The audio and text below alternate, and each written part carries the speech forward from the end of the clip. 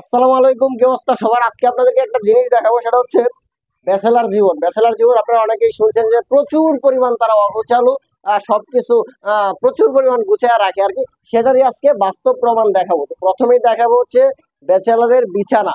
এই হলো, এই রুমে হচ্ছে আমরা থাকি তিনজন। এই হচ্ছে একজনের একটা বেড, এটা হচ্ছে এই পরে মাঝখানে থাকি হচ্ছে আমি।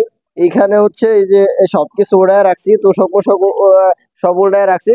গরমের কারণে হচ্ছে এই ফ্লোরের উপরে শুয়ে পড়ি। এরপরে আছে এই যে আমাদের বন্ধু সুহাগ, সে এখন খালি গায়ে থাকলেও, প্যান্ট পরা থাকলেও, সে কিন্তু একটু পরে প্যান্টটা খুলে ফেলাইবে, শুধু থাকবে কি জাইঙ্গা, না বন্ধু? কি থাকবে?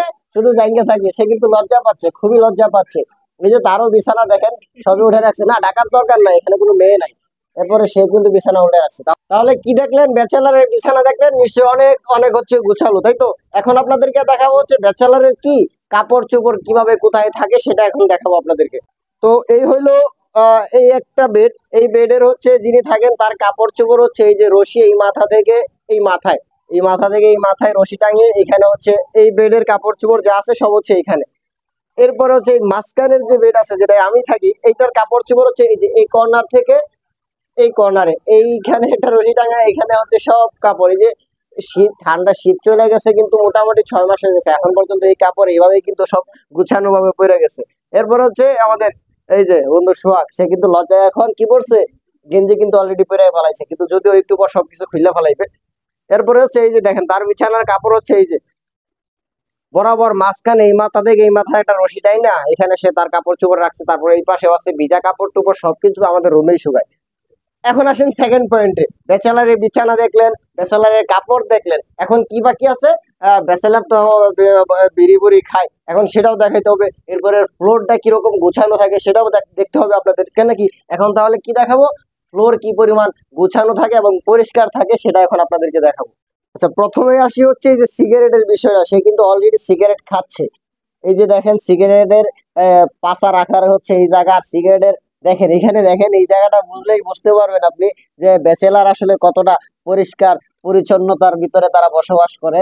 এই যে সিগারেট খাইতেছে, সে চাইলে কিন্তু এখানে ফালাইতে পারে, কিন্তু সে এখানে না ফালাই করতেছে কি, এই যে দেখেন সে কিন্তু এই জায়গাটার মধ্যে ফালাইতেছে। আচ্ছা, এই গেল সিগারেটের পর্ব। এখন আসেন তারপরের পর্বে। এই যে দেখেন মানে রুম আমাদের কি পরিমাণ গুছানো। এখানে হচ্ছে এই বেডের কাজের মালামাল যা আছে সব এইখানে রাখছে, আর আমরা দুইজনের কাজের যত মালামাল আছে এই যে সবকিছু হচ্ছে এখানে।